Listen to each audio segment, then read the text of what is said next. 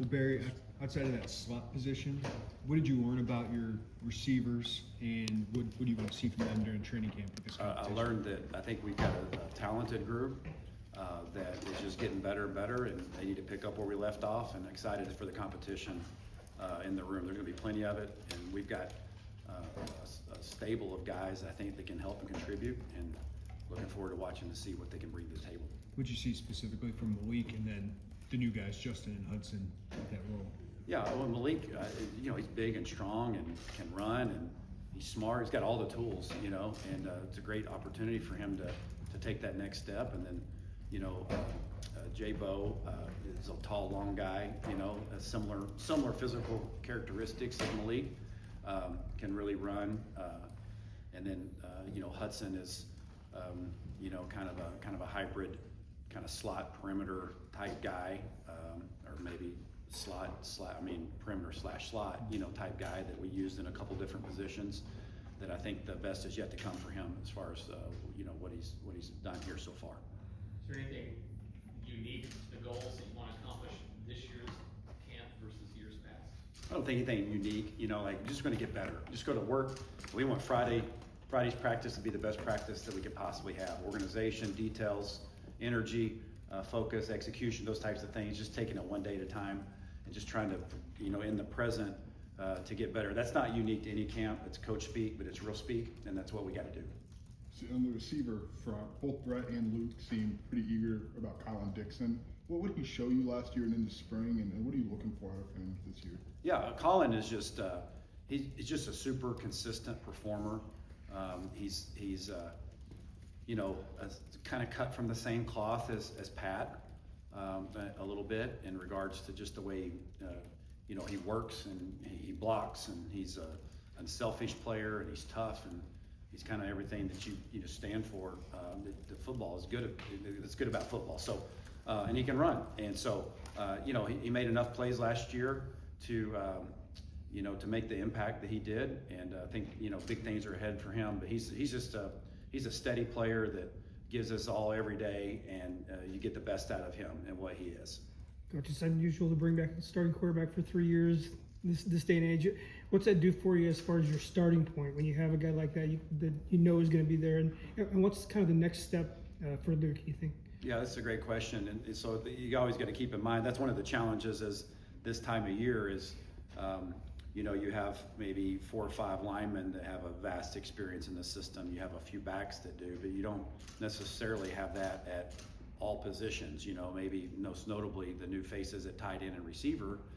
So you've got to manage pushing Luke and the other guys that are returning and they're familiar schematically with what we're doing, all the while not leaving the new faces and the new additions behind. So that's a constant pursuit of that blend that we're trying to get done to help us move forward.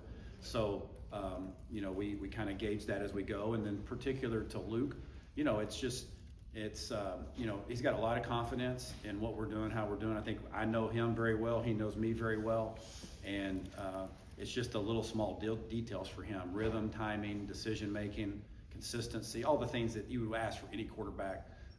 I know he's willing and really excited to play his best football. That's what we want. We just want him to play his best ball that he's played since he's been at Illinois this year. To dovetail off that, Barry, when you have so many returners coming back on your side of the ball, does that expedite the idea of install and how much time we have to spend on kind of the basic fundamental things, or does it not change the way you address ball? It doesn't change it greatly. I mean, to some degree, there's obviously with the spring ball and even the summer work, things have really shifted over the last several years to where the time that you're afforded with them in the summer, just not long ago, I don't know the exact number, but 8 to 10 years ago, Couldn't have the ball. Yeah, you really weren't doing much in the summer, and so it was like you kind of had to kind of crawl into that fall camp. And just not long ago we worked with our guys, and so we did. So that does affect things. But yeah, so we want to push it forward, but also our identity is our identity, and what we've been and what we are. The core foundations, the principles of what we're trying to do offensively haven't shifted at all. And so the tweaks, the nuances, that may afford us a little bit more to be able to get into those a little bit earlier. But we don't want to leave those other guys behind because we need depth. We need all hands on deck. How eager is Caden to get back out there, and how much do you root for a guy after what he went through last year? Well, yeah, he's really eager. He's ready to go. He's fully cleared to go. He's been cleared. So I think our team's ready to have him back. I say this a lot, or I say this. I have said this, and those guys that, and there's a bunch of them in the program that miss, a season, significant time, and they're in the training room for a long rehab of whether it be 6 months, 8 months, 2 months, 3 months, and that's the only people that really experience that and understand what they're going through are the ones that went through it. And when you work year round to play and you get that taken away from you, it's hard. And so for Caden and for others that went through that, that's hard. Cole Rusk, went through it. That's hard. And so I know they're excited to be back. We're excited to have Caden back. Looking forward to what he brings to the table. What advantages or differences have you seen leading into your fourth camp as opposed to maybe your first? Because you are the longest tenured Big Ten OC, actually. Okay, well, I would hope that I'm a better coordinator and coach today than I was sitting before you, 3 years ago, under Coach B's guidance, trial and error, learning the league, learning our players.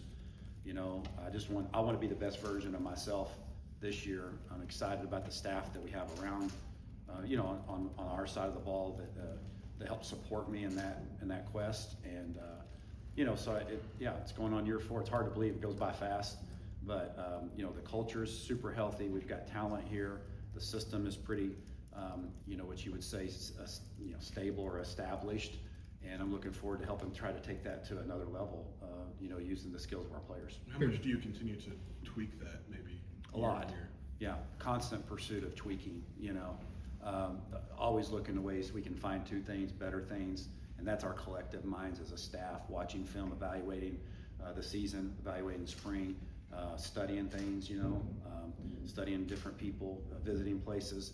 All that's a continuum. It's just a continuum. And I'm hoping to put our best foot forward this year, like we always do. And every decision we make is for what we think is for the best interest of our offense. And so tweaks, changes, subtractions, additions all go into what we think is going to be best for our offense. How's your tight end room evolved with the addition of Davin, Christian, and then Cole back healthy? Yeah, it's evolved a lot, and I think we've got, I think we have a similar situation there that we would at receiver. We've injected some new faces, but we also have some established players that we feel really good about. So I would say that's the very same thing for the receiver room, that we've got a lot of returners, that we feel good about, but we needed more depth.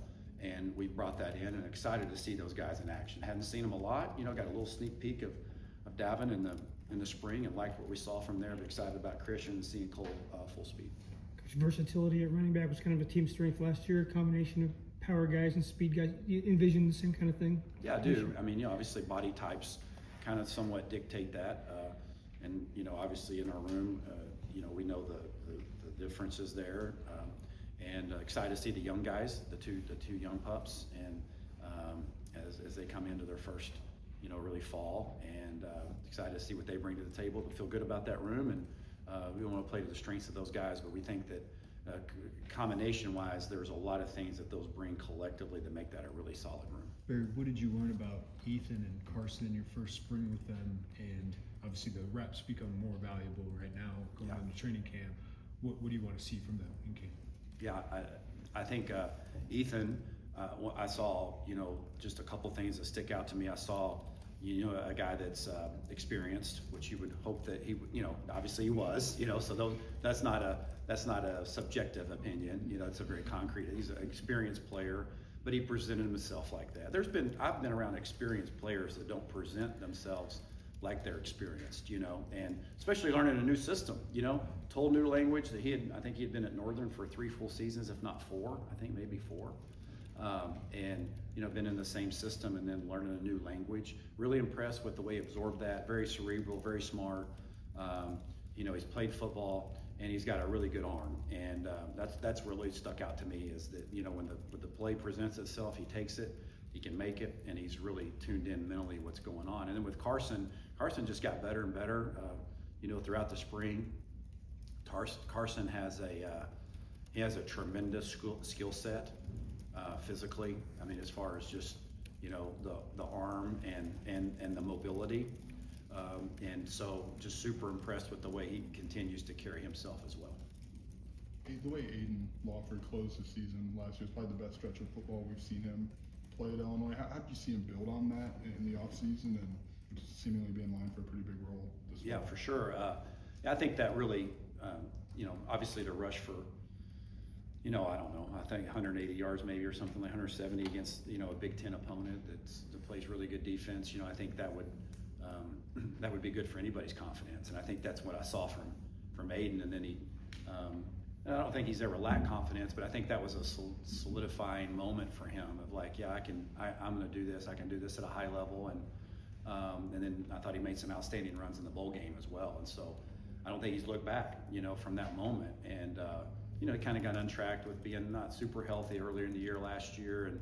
And, but I mean, just the way, you know, there's nothing you can't do with him. And that's one good thing about all of our running backs. Even though they have different skill sets, I don't think there's anything that you can't do with any of them, you know, from a schematic standpoint. I'm talking about escaping out of the backfield, pass protection, inside zone, outside zone, gap schemes, whatever it may be. I feel comfortable with all of their abilities to execute the playbook from A to Z. How much are you using preseason camp as trial and error? Whether it's calls, whether it's personnel groupings, whatever it is, just do you get into August and know that, okay, this is going to work, or you have a good idea this is going to work, or do you get into August and go, wow, that really did work? Well, I think, you know, hopefully there's not a lot of trial and error going on anywhere when we coach, because the practice reps and the preparation, the meeting time is so valuable and critical. You know, like I mean, really this next camp, I mean, really about, I think 40% of all of our practices that we'll have all year long are done during camp, you know, as far as our hardcore practices. And so those are so valuable and precious that now to your point, I know what you're asking about, a scheme here, a tweak here, a guy here. There's some of that involved, but we're in the getting our team ready for the season mode. And so a lot of the stuff that's already been vetted was kind of vetted through spring, through the summer. And now we're kind of really focused on, like, here's what we think the strength of our team's going to be. Still a little bit TBD, right? So what are those position groups we talked about? You know, who's emerging there? So there's a little bit of that TBD, but obviously in all systems, there's enough pliability there to make that bend towards the strength of your offense. And so that's probably the nuance that you're referring to. I think that's a great question. In that regard, is like there's a little bit of that, but for the most part, it's pretty locked in on who we are and what we're trying to get done. Luke mentioned in Vegas wanting to be able to maybe run a few guys over or something like that. Yeah. Is that something you guys would like to see him do, or not necessarily? Well, you know, he was talking about his weight gain. Yeah. Yeah, well, I've gained weight too, Luke. I'm not trying to run anybody over, you know. And, you know, so I know what he's feeling good about how and he should. He's worked hard, like our whole team. Tank and his staff have done a great job with our whole team. He's in great shape. Luke's in great shape. The added weight is a good thing. We want him to be the quarterback, and when it presents himself, I think to his point, that added weight should go a long way in helping protect himself. But I don't think we're going to put a neck roll on him anytime soon and try to get him isolated on a Mike linebacker. If the Northwestern, one more after this one. If the Northwestern game was maybe affirmation for Aiden, just that he could do that, just what carryover did you see in the spring, maybe off of that? Yeah, I haven't really noticed. I don't think you notice a change in his demeanor or who he is or the way he works and presents himself. I just think, listen, you know, when you accomplish something like that, I think it adds a feather in your cap. And when you get feathers in your cap, you play and present with more confidence. And I think it's really that simple for him. I think just experiencing that moment of, you know, having a breakout game like that and a strong breakout. I mean, that just goes a long way in propelling a player in his confidence. And so I don't know if there's anything I put my finger on, but I just know it's going to help him and has helped him already become even closer to reaching his full potential. Coach, out in Vegas, Coach Bielema talked about Josh Kreutz being kind of the brains of the outfit up front. Yeah. And we'll ask Bart about it tomorrow too, but what's that do for the communication with that group, especially on like the zone plays and the pass protection schemes? Yeah, well, I mean, one of the keys to success in any organization is communication, and it's all around us, right? Coach talks about it all the time, and obviously offensively, one of the most critical things is, you know, the quarterback's communication with the team and then the center, his communication with the guys up front, and obviously Josh going on, several years now of playing for us, super tuned into his roles and responsibilities. He's got a voice that people listen to. He directs traffic extremely well for us. Our line up front listens to him, and he sets the tone for that. Not just physically, he does do that as well, but obviously mentally, he sets the tone for us up front, does a great job with that, and we give him a lot of freedom within that. Thank you, guys. Thanks so much. Real big.